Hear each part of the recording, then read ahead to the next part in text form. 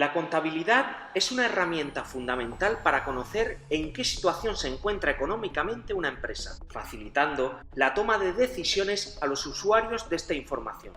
Esta información es relevante para usuarios tanto internos como externos. Entre los internos puede ayudar a los directivos para tomar decisiones, por ejemplo, si conviene ampliar la empresa o si una estrategia de marketing está teniendo éxito. A los accionistas les informa sobre los beneficios a repartir o la conveniencia de mantener, ampliar o reducir su participación en la empresa. Entre los usuarios externos a la empresa, a los que puede resultar de interés la información contable, encontramos a los proveedores, a los que les puede interesar la solvencia de una empresa para conocer las posibilidades que tienen de cobrar los pagos aplazados. Las entidades financieras desearán conocer la situación de la empresa antes de conceder un préstamo. Y Hacienda debe conocer los beneficios obtenidos por la empresa para determinar los impuestos que debe abonar. La ecuación fundamental de la contabilidad es la base sobre la que se sustenta el sistema contable. Vamos a deducirla a partir de los siguientes conceptos. En contabilidad llamamos bienes a las propiedades de la empresa, como son las máquinas, los edificios, vehículos, herramientas, mobiliario, patentes, etc. Llamamos derechos a lo que nos deben y obligaciones a lo que debemos. Pues bien, los bienes más los derechos menos las obligaciones se conoce como patrimonio.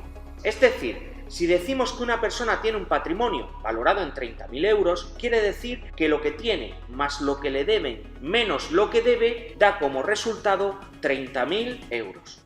Partiendo de esta ecuación podemos establecer que los bienes más los derechos son iguales al patrimonio neto más las obligaciones. En contabilidad, a los bienes más los derechos se les llama activo y a las obligaciones pasivo, por lo que podemos afirmar que el activo es igual al patrimonio neto más el pasivo. Y esta ecuación es la que se conoce como la ecuación de contabilidad o fundamental de la contabilidad, que va a sustentar todo el sistema contable que estudiaremos a continuación. El documento contable donde se recoge la situación patrimonial de una empresa se llama balance. El balance se divide en dos partes, activo y patrimonio neto y pasivo. En el activo se agrupan los bienes y derechos que posee la empresa, valorados económicamente. Por ejemplo, la empresa tiene un local valorado en 90.000 euros y un cliente le debe 300. En el patrimonio neto se agrupan las fuentes de financiación propias, es decir, los recursos económicos de la empresa que no debe a ningún acreedor, aquellos que han sido aportados por los socios o los beneficios que los socios han decidido reinvertir en la empresa o no se han repartido aún.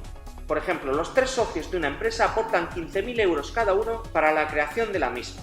3 por 15.000, 45.000 euros. A esta aportación inicial se le conoce en contabilidad como capital. El pasivo está formado por las deudas u obligaciones pendientes de pago. Por ejemplo, la empresa pide un préstamo de 20.000 euros. Por lo tanto, en el activo se reflejan las inversiones, es decir, muestra en qué hemos invertido los fondos de la empresa, y en el patrimonio neto y pasivo, la financiación, es decir, dónde hemos obtenido esos fondos invertidos en el activo.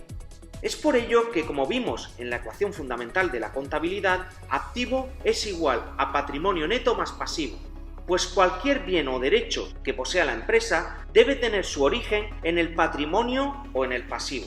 Por ejemplo, si pedimos un préstamo de 20.000 euros para comprar una furgoneta, anotaremos 20.000 como valor del vehículo en el activo, pues es un bien que adquiere la empresa, y 20.000 euros como pasivo, pues es una obligación, un dinero que la empresa debe a un banco. Para facilitar el análisis del balance, el activo, patrimonio neto y pasivo se dividen en masas patrimoniales. El activo se divide en activo no corriente y activo corriente, y el patrimonio neto y pasivo en patrimonio neto, pasivo no corriente y pasivo corriente. En el activo no corriente anotaríamos el valor de los bienes y derechos que posee la empresa a largo plazo, es decir, que van a permanecer más de un año en esta, como por ejemplo una máquina. En el activo corriente anotaríamos el valor de los bienes y derechos a corto plazo, es decir, aquellos que generalmente van a permanecer menos de un año en la empresa, por ejemplo, las materias primas que tenemos en el almacén. Por otro lado, encontramos el patrimonio neto, que son aquellos recursos que no se deben, por ejemplo, la parte de los beneficios que los socios deciden reinvertir en la empresa. El pasivo se divide en pasivo no corriente y pasivo corriente. En el pasivo no corriente anotamos el valor de las deudas con vencimiento superior al año, por ejemplo, un préstamo a pagar en 10 años. Y en el pasivo corriente anotamos las deudas que deben ser abonadas antes de terminar el año. Por ejemplo, una deuda con nuestros proveedores que nos han concedido la posibilidad de pagar las mercaderías en 60 días. Las masas patrimoniales se dividen a su vez en submasas patrimoniales. En el activo no corriente encontramos el inmovilizado intangible, formado por los bienes que permanecerán más de un año en la empresa y que no podemos tocar, como por ejemplo los programas informáticos. El inmovilizado material está formado por los bienes que permanecerán más de un año en la empresa y que sí podemos tocar, como por ejemplo un vehículo. Y las inversiones a largo plazo, como por ejemplo la compra de unas acciones de otra empresa para venderlas dentro de unos años. El activo no corriente se divide en las siguientes submasas. Existencias. Está formado por el valor de aquellos productos que la empresa destinará a la venta o utilizará en su proceso productivo para obtener otros productos o prestar servicios. Por ejemplo, el valor de los metros de cable almacenados en una empresa de instalaciones eléctricas.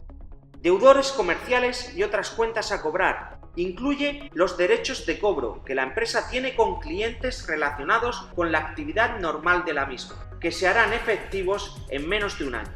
Inversiones a corto plazo, derechos que surjan de operaciones financieras que se harán efectivos antes de un año.